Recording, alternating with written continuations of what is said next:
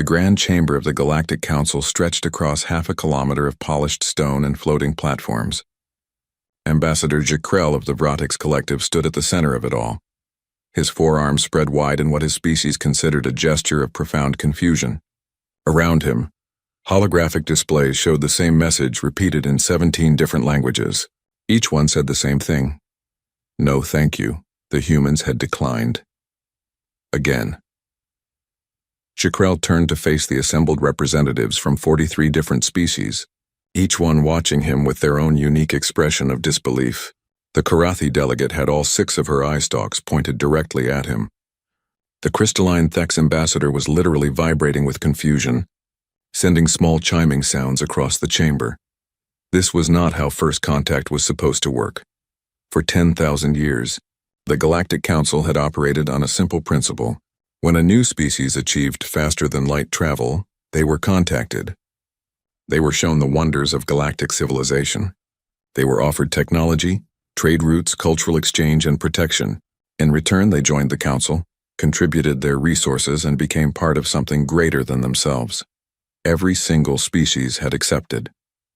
Some negotiated better terms than others. Some took longer to decide, but they all said yes. Eventually, the humans were different. Jakrel pulled up the communication logs on his personal display. 6 months of increasingly desperate attempts to establish proper diplomatic relations. The first message had been simple. Welcome to the galactic community. We wish to meet with your leaders. The human response had been polite but firm. Thank you for your message. We appreciate the contact. However, we must respectfully decline any formal diplomatic relations at this time. We wish you well. Jakrel had assumed it was a translation error. No species declined first contact. It was unthinkable. He had sent another message, this time offering specific benefits. Advanced medical technology, clean energy solutions, faster-than-light communication systems that would connect their entire species instantly. The humans had declined again. Thank you. But we prefer to develop our own solutions. We are not interested in joining the Galactic Council at this time. That was when Jakrel had started to worry. He had consulted the Council's historical records. In 10,000 years of expansion, no species had ever refused contact. Some had been aggressive and needed to be carefully managed. Others had been primitive and required slow integration. But refusal, that was new. He had tried everything. He sent gifts of rare minerals and precious artworks from a dozen different civilizations. The humans returned them untouched with a polite note saying they could not accept such valuable items. He offered trade agreements that would make Earth one of the wealthiest planets in known space. The humans said they were happy with their current economic system. He even offered them a seat on the Council itself, something that usually took new species decades to earn. The humans had responded within an hour. While we are honored by the offer, we must decline. We are focusing on internal development and are not seeking external political entanglements. Now, 6 months later, Jakrel stood before the full council with nothing to show for his efforts except a growing sense of dread. The Karathi delegate spoke first, her voice carrying across the chamber through the translation matrix. This makes no sense. What do they want? Jakrel's primary arm spread in a gesture of helplessness. They want to be left alone. The Thex ambassador's chiming grew louder. No species wants to be left alone. Connection is survival. Isolation is death. This is fundamental truth. The humans do not seem to share that view, Jakrel replied. He pulled up another display, this one showing human space. In 6 months, they had established 14 new colonies across 7 different star systems. They had built orbital stations around 3 gas giants and were mining asteroids in systems the Council had not even surveyed yet.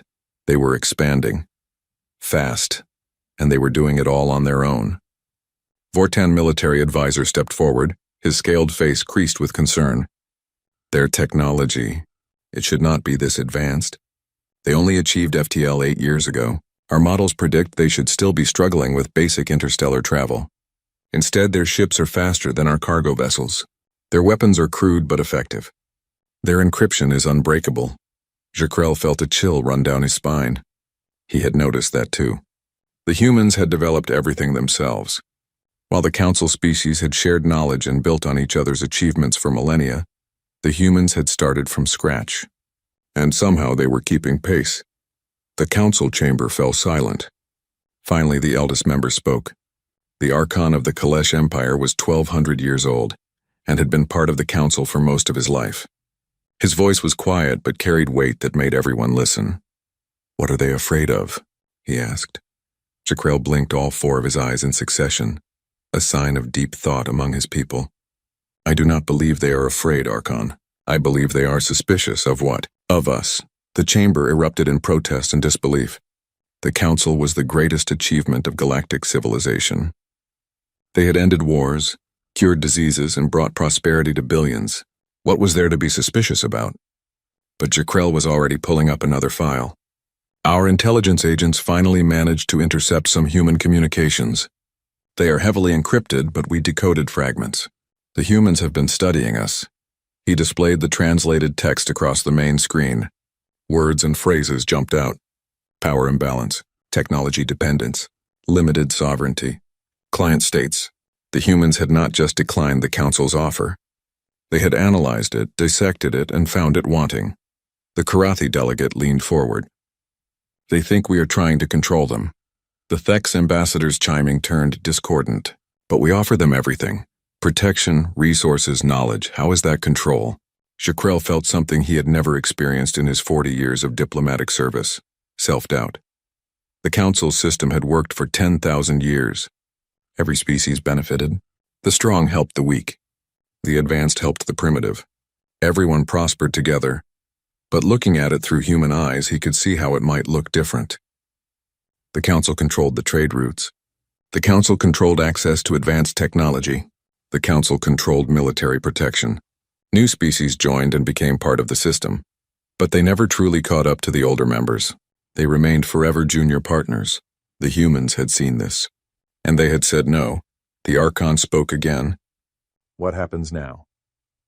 Jakrell had been dreading this question. According to our models, one of three things. They collapse from isolation and beg to join us. They stagnate without access to our knowledge and fade into irrelevance. Or they continue to expand and eventually become a threat. And which do you predict? Jakrell looked at the display showing human expansion, at the new colonies springing up like flowers after rain, at the ships that moved faster every month, at the encryption that their best code breakers could not crack. "I predict the third option, Archon." The council chamber fell silent again. For 10,000 years they had been the center of galactic civilization. They had set the rules. They had controlled the flow of technology and knowledge. Every species had joined their system because there was no alternative. Now, for the first time, a species had chosen to create their own alternative. The Archon stood, his ancient frame somehow still commanding respect. "Send another message to the humans. Tell them we respect their decision. Tell them our borders are open if they ever change their minds. And tell them we hope to meet them as equals one day." Jakrell bowed deeply. "As you command, Archon." But as he left the chamber to draft the message, he could not shake the feeling that something fundamental had changed. The council had always been the only game in town, the only path to the stars, the only way forward. The humans had proven that wrong. And if one species could reject the council and thrive, what would stop others from trying? For the first time in 10,000 years, the Galactic Council faced a question it had never had to answer. What happens when someone says no? Jakrell did not know the answer, but he suspected they were all about to find out. 3 months had passed since the Council sent their respectful message to humanity. The response had been polite, brief, and completely unhelpful. "Thank you for your understanding. We continue to prefer independent development. We wish the Council prosperity." Captain Velrus of the Karathi Observation Fleet stared at the holographic display in her command center and tried to understand what she was seeing. Her ship, the Watchful Eye, hung in deep space several light years from the nearest human colony. The Council had ordered her to maintain distance, to observe without interfering, to learn what they could about this strange species that refused to join galactic civilization. But observing the humans was proving impossible. 2 weeks ago, her science officer had detected something unusual near the human colony world of New Terra, a massive construction project in orbit. The reading suggested some kind of defensive platform, but the energy signatures were strange.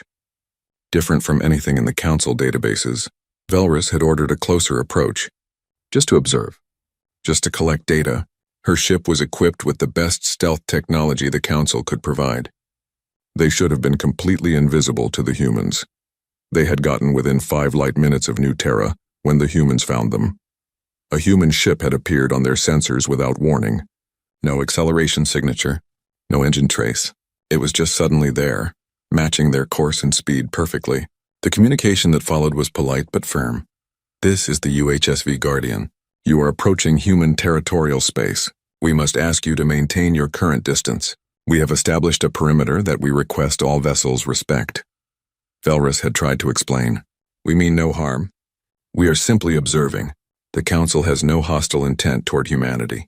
The human captain had responded with what sounded like genuine warmth. "We appreciate that, Captain, and we bear no ill will toward the Council. But we value our privacy. Please turn back. We will escort you to neutral space." It was not a request. The human ship had maintained perfect position alongside the watchful eye for 6 hours, until they were well beyond the perimeter. Then it had vanished as suddenly as it appeared. That had been the first incident. There had been 3 more since then. Now Velrus stood before the Council's Intelligence Committee, trying to explain why her state-of-the-art observation fleet had collected almost no useful information in 3 months. Ambassador Jaquel listened to her report with growing concern. His forearms were folded against his chest in a posture of deep worry. "How do they detect your ships? Your stealth systems are among the best in the galaxy." Velrus spread her 6 eye stalks in a gesture of complete bafflement. "We do not know, Ambassador. Our engineers have reviewed every system. There should be no way for them to see us. Yet they find us every time, and they find us quickly." The Thek's intelligence officer chimed in, his crystalline form flickering with agitation. "This is not possible. Detection technology has limits. We understand these limits. The humans are too new to have surpassed them, unless they developed their detection technology along different principles," Jaquel said quietly. "We assumed they would follow the same technological path as every other species. What if they did not?" The committee fell silent. It was an uncomfortable thought. The Council's technology had been refined over 10,000 years. Every species contributed their knowledge, and the collective wisdom of 43 civilizations had created the most advanced technology in known space. But it was all built on the same foundations. The same physical principles, the same mathematical models. What if the humans had started from different foundations? "What else have you learned?" Jaquel asked. Velrus pulled up a star chart. "Human expansion continues. They have established 4 more colonies in the past month. Their construction speed is remarkable. They can build an orbital station in weeks, not months. Their ships are getting faster. 6 months ago, their best vessels could barely match our cargo haulers. Now they are approaching military-grade speeds." The Vortan military advisor leaned forward. "Have you observed any weaknesses? Any vulnerabilities?" Velrus hesitated. "That is the problem, General. We cannot get close enough to see. Every time we try to observe their military capabilities, their colonies, their infrastructure, they politely escort us away. We know they have weapons, but we do not know what kind or how effective. We know they have defenses, but we cannot analyze them. They have created a complete information blackout around their space." The General's scales rippled in frustration. "What about infiltration? Surely we can place agents on their worlds." The Thek's intelligence officer chimed 3 sharp notes. "Impossible. Human biology is unique enough that we cannot pass unnoticed. We tried to insert cultural observers posing as traitors. The humans were polite but firm. They do not accept visitors. All communication is conducted remotely. All trade offers are declined. They have built an impenetrable wall around their entire civilization." Jaquel felt the weight of the situation pressing down on him. For 10,000 years, the Council had maintained stability through information. They knew everything about everyone. Every species that joined shared their knowledge, their technology, their cultures. The free flow of information was what held the Council together. The humans had cut off that flow completely. They were a black hole in the Council's knowledge network, and they were expanding rapidly inside that darkness. "What about their culture?" Jaquel asked. "Surely they produce entertainment, literature, art. Can we not learn about them through those channels?" Velrus pulled up another display. "We have intercepted some human transmissions. They do produce cultural content, music, visual media, written works, but their encryption is beyond anything we can break. We can detect the transmissions, but we cannot decode them. Everything is locked behind security protocols that our best cryptographers say should not even be possible. The committee sat in stunned silence. A species less than a decade into space travel should not have unbreakable encryption. They should not have detection systems that defeated Council stealth technology. They should not be expanding at a rate that matched or exceeded species that had been spacefaring for centuries. This makes no sense, the Vortan general said. They are advancing too quickly. Technology does not work this way. You cannot skip steps. You cannot develop everything at once. Unless you focus all your resources on it, Jakrell said. Think about it. Every species that joins the Council relaxes. They receive technology from others. They trade for what they need. They specialize in certain fields and rely on partners for the rest. But the humans, they have no partners. They must develop everything themselves. Perhaps that desperation drives innovation we have not seen in millennia. The Archon's voice cut through the discussion. He had been silent until now, listening carefully to everything. The question is not how they advance so quickly. The question is what they want. Everyone turned to face the ancient Kalesh leader. A species does not isolate itself without reason, the Archon continued. They do not refuse all contact, reject all offers, and build walls around their civilization unless they have a goal. What do the humans want that requires such complete independence? Jakrell had been pondering this question for months. Freedom, perhaps. They wished to chart their own course without external influence. They had freedom, the Thex officer chimed. We offered them membership, not slavery. They could have participated as equals, could they? The Archon asked. Or would they have become dependent on our technology, our trade, our protection? Would they have remained truly free, or would they have become one more spoke in our wheel? The question hung in the air like a physical weight. Jakrell realized with growing discomfort that the Archon was right. No species that joined the Council ever left. They became integrated, dependent, part of the system. Was that freedom? Or was it a very comfortable cage? The humans clearly thought it was a cage, and they wanted no part of it. What do you recommend, Archon? The Vortan general asked. The Archon was quiet for a long moment. I recommend we accept their choice. We respect their boundaries. We stop trying to observe them, infiltrate them, or change their minds. We let them be, and if they become a threat, the general pressed, then we will deal with that threat when it emerges. But I will not turn a peaceful species into an enemy because we are uncomfortable with their independence. The committee erupted in debate. Some agreed with the Archon's wisdom. Others argued that ignoring a potential threat was foolish. The discussion went on for hours, but Jakrell barely heard it. He was thinking about the human expansion, about their rapid technological advancement, about their complete isolation from galactic society. And he was thinking about what would happen if other species saw what the humans had done, if they saw that it was possible to refuse the Council and thrive, if they saw that independence was an option. The Council had maintained stability for 10,000 years by being the only game in town. By being inevitable, by being the only path forward. The humans had proven that was a lie, and Jakrell suspected that this quiet rebellion in the darkness of human space was going to change everything. The Council had decided to take a harder approach. Not military action, they assured themselves. Just economic pressure. Just a gentle reminder that isolation had costs. Ambassador Jakrell had argued against it. So had the Archon. But they had been outvoted. The majority of the Council believed that the humans were simply being stubborn, that they did not understand what they were giving up, that a demonstration of what they were missing would bring them to the negotiating table. So they had established the blockade. It was not a military blockade. No one wanted to start a war. It was an economic measure. The Council controlled access to the richest resource zones in the galaxy, rare elements, exotic matter, materials necessary for advanced technology.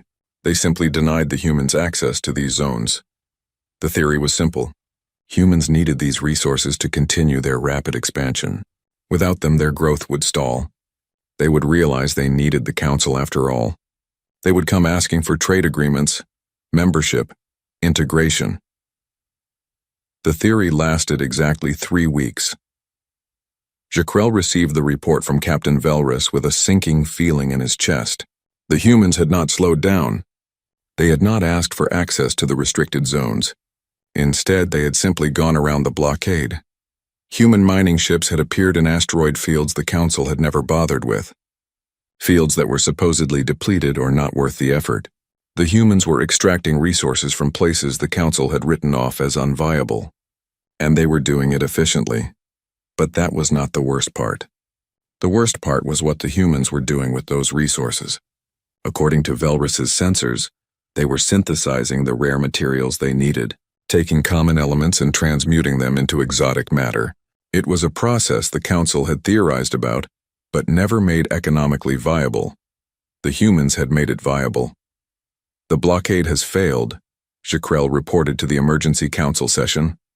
The humans do not need our resources. They have found their own. The Vortan general was not ready to give up. Then we increase the pressure. We establish a military presence near their space. Not threatening. Just a show of force. A reminder that there are consequences to refusing cooperation. The Archon's voice was sharp with warning. That is a mistake. But the general was already pulling up tactical displays. We send a fleet to the edge of human space. 10 capital ships. 20 support vessels. We make sure they see us. We make sure they understand that while we prefer peace, we are prepared for other outcomes. You are making a mistake, the Archon repeated. We will not attack, the general said. This is simply diplomacy. Diplomacy backed by strength, the vote was called. The majority approved the show of force. Jekrel voted against it, but his voice was lost in the chorus of those who believed the humans needed to be taught respect. 3 days later, Fleet Admiral Terex of the Vortan Empire led his armada to the perimeter of human space. 30 of the Council's finest warships, enough firepower to level a planet. Enough force to make even the most stubborn species reconsider their position. They positioned themselves 1 light hour from the human colony world of Kepler Station. Close enough to be detected, close enough to send a message, far enough to claim they were not being aggressive. The human response came within minutes. Admiral Terex stared at his tactical display in disbelief. The humans had not sent a diplomatic message. They had not asked why a council fleet was at their doorstep. They had simply responded with overwhelming force. 50 human warships had appeared around Kepler Station, not emerging from FTL, not arriving from somewhere else. They had simply appeared. One moment the scans were clear. The next moment, 50 massive vessels surrounded the colony. Defense platforms that had been invisible suddenly lit up across the system. Hundreds of them. Thousands. Every asteroid, every piece of orbital infrastructure, every satellite seemed to have weapons built into it. Kepler Station was not just a colony. It was a fortress, and the weapons were pointed at his fleet. Then the message came. A single voice transmission from the lead human vessel. This is Admiral Chen of the United Human Space Fleet. Your presence is noted. We have no hostile intent toward the Council, and we hope the Council has no hostile intent toward us. However, we must make something absolutely clear. We ask politely to be left alone. We have been patient with your observation attempts, your economic pressure, and now this show of force. We are done being patient. Terex tried to respond, but the human admiral cut him off. You see the defenses around this system. What you do not see are the defenses we have not activated yet. What you do not see are the ships we have not revealed. What you do not see is the full extent of our military capability. We have chosen not to show you these things because we are not a warlike people. We simply wish to be left alone. Terex felt his scales ripple with fear. His sensors were going crazy. Energy readings that made no sense. Weapon systems based on principles his computers could not identify. He had brought 30 of the most powerful warships in the galaxy to intimidate a young species. Instead, he felt like a child who had wandered into a predator's den.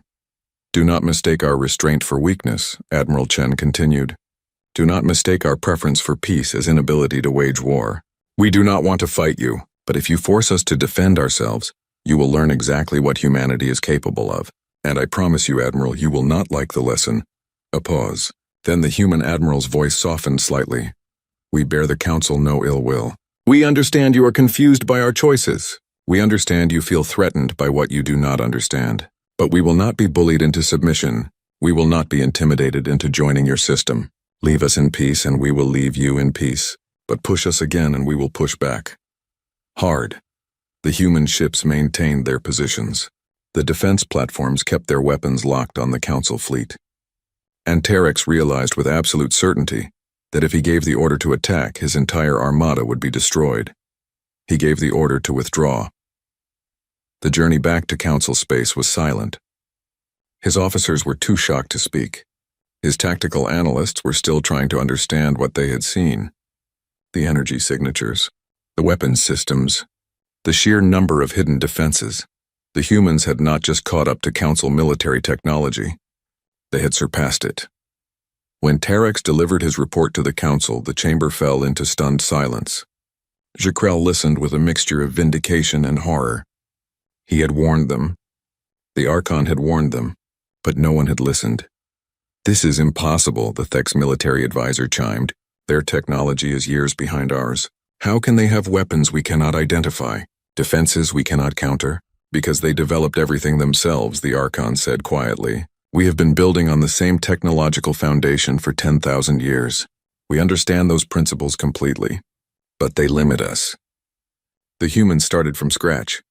They had no preconceptions, no established ways of doing things. They tried approaches we never considered because we already had solutions that worked, and some of those approaches turned out to be better. The Vortan general was pale beneath his scales. "What do we do now?"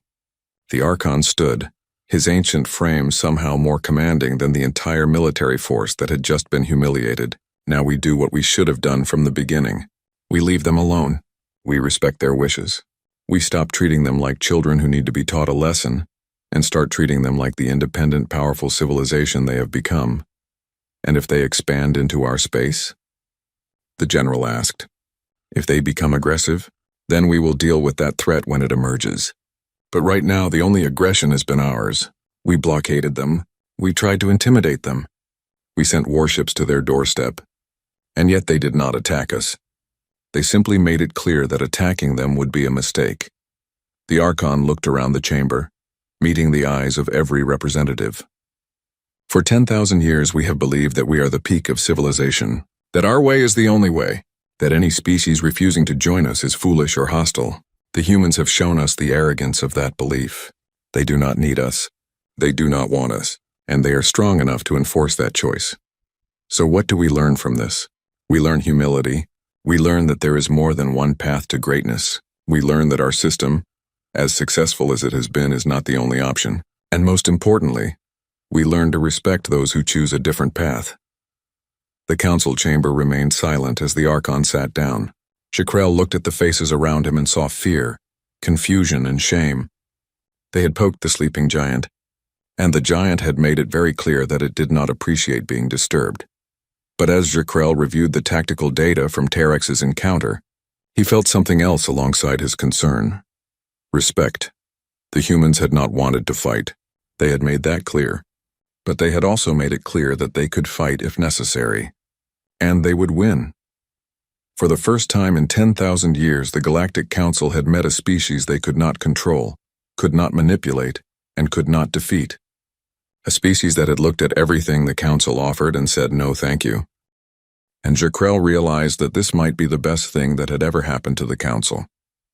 Because for the first time in millennia, they were forced to question their assumptions, to examine their methods, to wonder if the 6 months had passed since the incident at Kepler Station.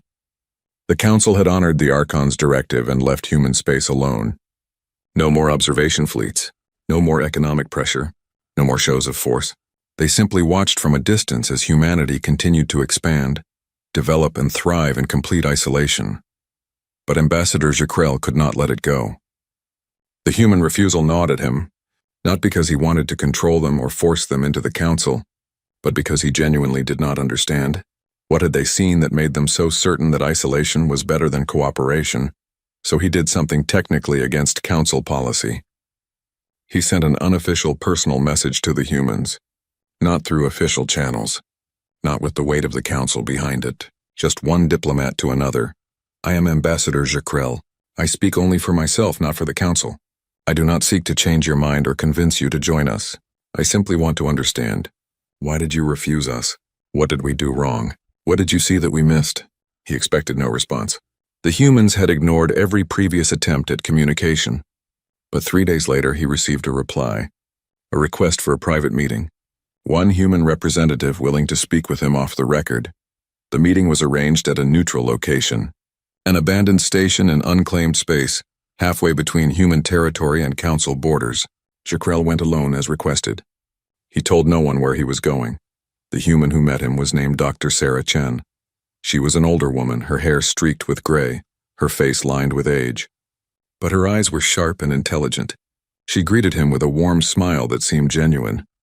"Thank you for coming, Ambassador, and thank you for reaching out personally rather than through official channels. It makes this conversation much easier." Jakrell settled into the chair that had been provided for his unique anatomy. "I must confess, Doctor, I half expected this to be a trap, or for you to not show up at all." Dr. Chen laughed softly. "We are not hostile, Ambassador. We simply value our independence. Those are not the same thing." "Then help me understand," Jakrell said. "The Council offers peace, prosperity, knowledge, and protection. We have created the most stable civilization in galactic history. Why would any species refuse that?" Dr. Chen pulled up a holographic display. On it were images of dozens of different species, all members of the Council. "Because you do not offer what you think you offer, Ambassador." She gestured to the first image, the Vorlani. They joined the Council 3,000 years ago. Brilliant engineers, specialists in energy systems. "Tell me, Ambassador, when was the last time the Vorlani developed a new technology that was not based on Council foundations?" Jakrell hesitated. "I do not know. 2,700 years ago," Dr. Chen said. "Shortly after they joined, they received Council technology, advanced systems that solved all their energy problems. And why would they innovate when the Council had already done the work? Why take risks when someone else had the answers?" She moved to the next image. The Calith explorers, incredible navigators before joining the Council. Now they use Council star charts, Council jump calculations, Council everything. They have not discovered a new star system in 1,500 years. Why explore when the Council has already mapped everything? Image after image, species after species. Each one had joined the Council with unique strengths, unique cultures, unique approaches to problems, and each one had slowly given up their uniqueness. Not because the Council forced them, but because it was easier to use what was already available than to develop something new.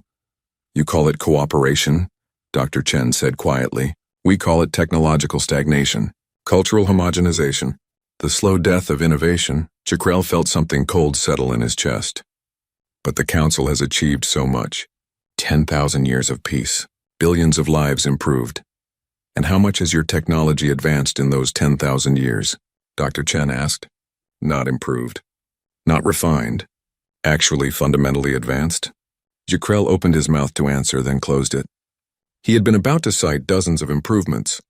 Better engines, stronger materials, more efficient systems.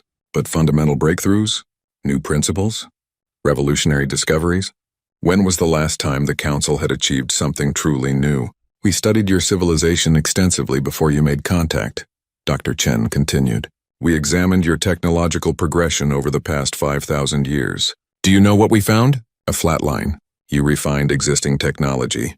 You made things better. But you have not made anything new." She pulled up more data. "Your fastest ships today are only 15% faster than they were 3,000 years ago. Your energy generation is 12% more efficient. Your medical technology has improved survival rates by 8%. These are good numbers, Ambassador. But they are incremental. They are refinements of existing systems, not breakthroughs. Because we have achieved a stable system," Jakrell argued, though his voice lacked conviction. "Why change what works?" "Because stagnation leads to vulnerability," Dr. Chen said. "Because when every species follows the same technological path, they all have the same weaknesses. Because diversity of approach is survival. And your system, for all its benefits, has eliminated that diversity." Jakrell was quiet for a long moment. "Is that why you have such different technology? Why our sensors cannot track your ships? Why your encryption is unbreakable? Because you developed everything from different principles?" Dr. Chen nodded. "We started with different assumptions, different mathematical frameworks, different physical models. Some of our approaches were dead ends. Many were worse than Council technology. But some were better. And because we were forced to develop everything ourselves, we tried things you never considered. Not because we are smarter, Ambassador, but because we had no choice." She leaned forward. "Humanity has fought wars, Ambassador. Terrible wars. We have made horrific mistakes. Our history is soaked in blood and suffering. But we learned from it. We learned that dependence on others is dangerous, that giving up sovereignty for security leads to neither, that short-term convenience leads to long-term weakness. So when you offered us your technology, your trade, your protection, we saw what you meant as gifts for what they really were. Chains. Comfortable chains, perhaps. Golden chains, but chains nonetheless. And we decided we would rather struggle on our own than be comfortable but dependent. Jakrell felt the weight of understanding settling on him. We never meant to control you. We genuinely wanted to help. I believe you, Dr. Chen said kindly, but intent does not change outcome. Your system, however benevolent, creates dependence, and dependence eliminates growth. Every species in the Council is better off than they would have been alone in the short term. But in the long term, they have given up the ability to determine their own future. Then what do you propose? Jakrell asked. Should the Council disband? Should we tear down 10,000 years of civilization? No, Dr. Chen said. But perhaps you should reconsider how you approach new species. Perhaps instead of offering them a place in your system, you offer them partnership.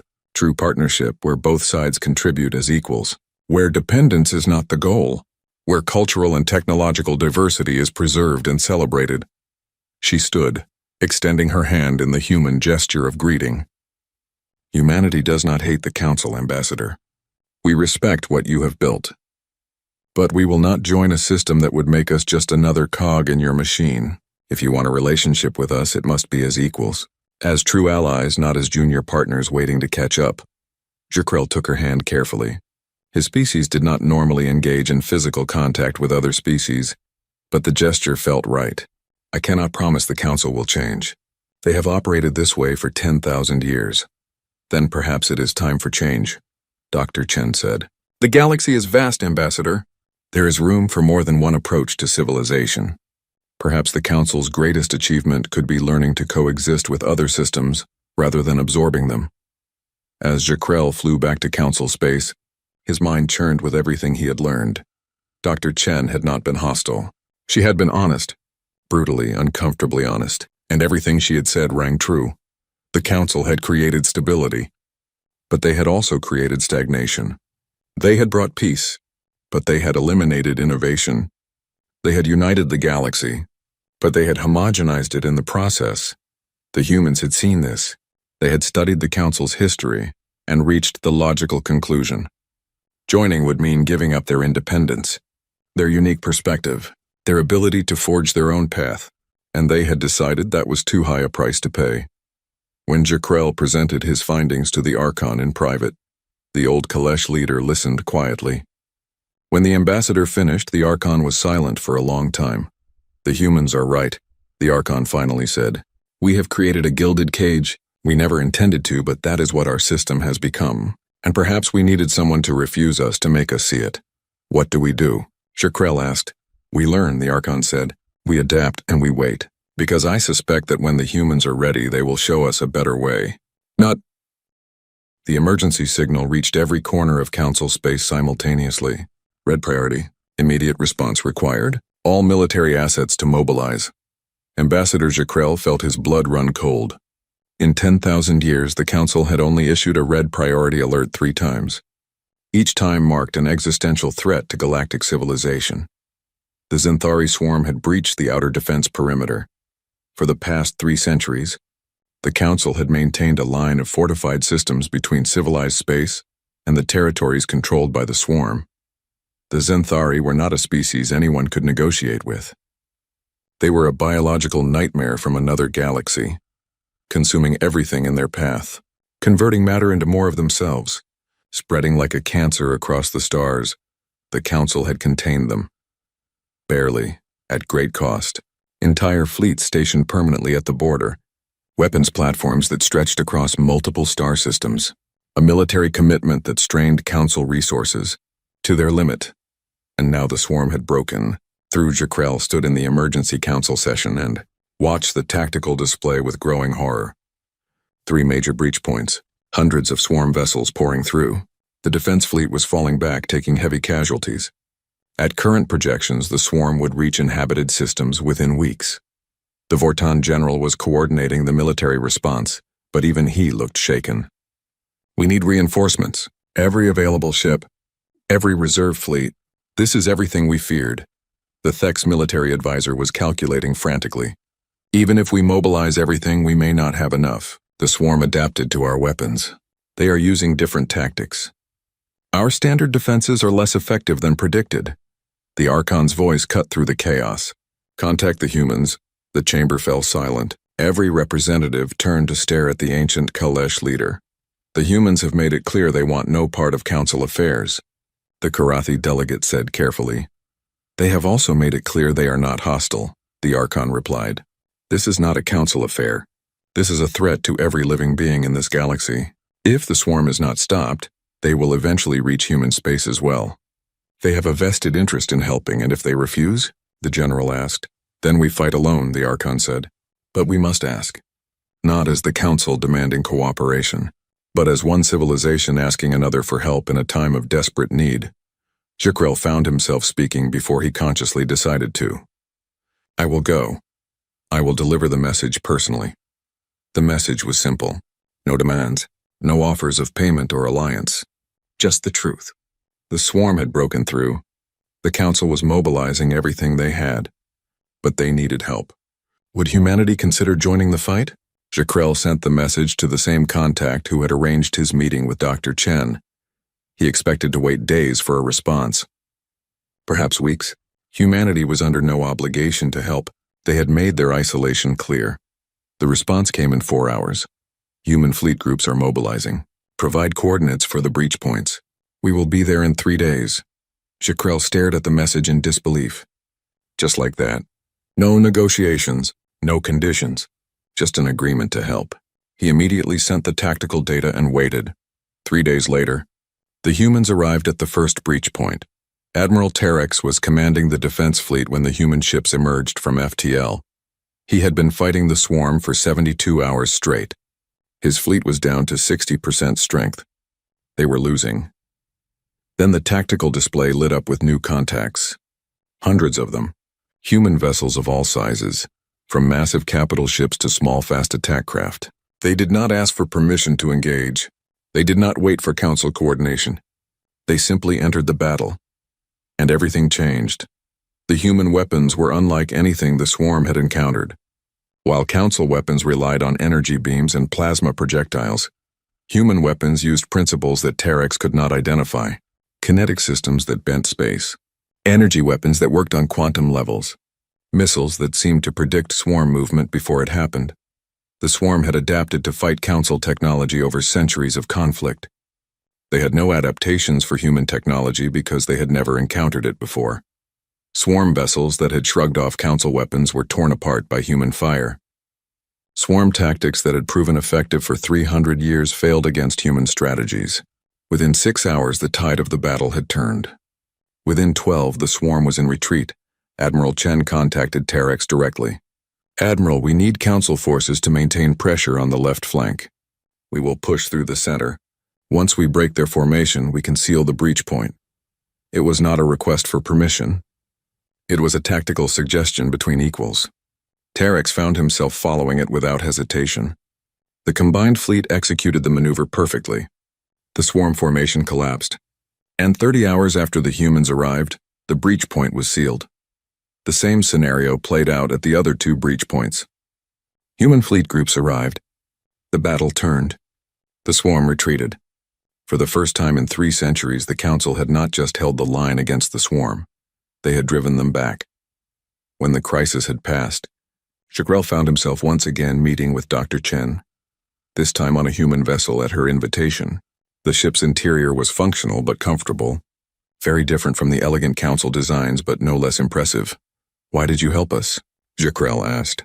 We have done nothing but try to change you, pressure you, intimidate you. You owe us nothing, Dr. Chen smiled, because the swarm is not a council problem. It is a life problem.